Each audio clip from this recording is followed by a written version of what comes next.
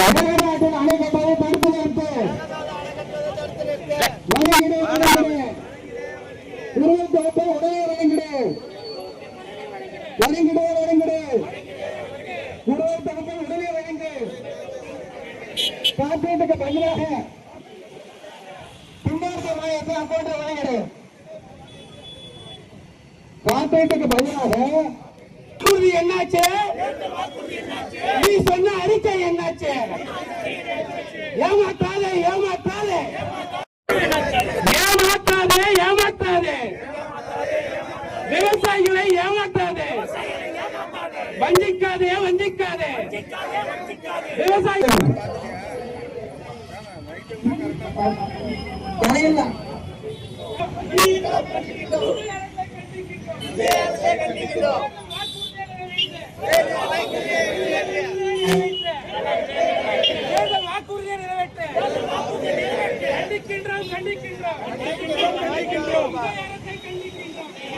இன்னைக்கு கூடியிருக்கிறோம்.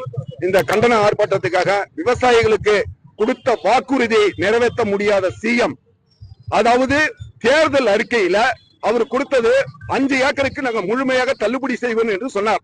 அதுக்காக நாங்க இதுவரைக்கும் திமுக அண்ணா திமுக ஆண்டதுக்கு பிறகு இன்னைக்கு மாற்றாக இருக்கு எங்க பிள்ளைகளை எங்க விவசாயிகளை எல்லாம் ஒன்று சேர்ந்துதான் இந்த சிஎம் நாங்க தேர்ந்து எடுத்தது.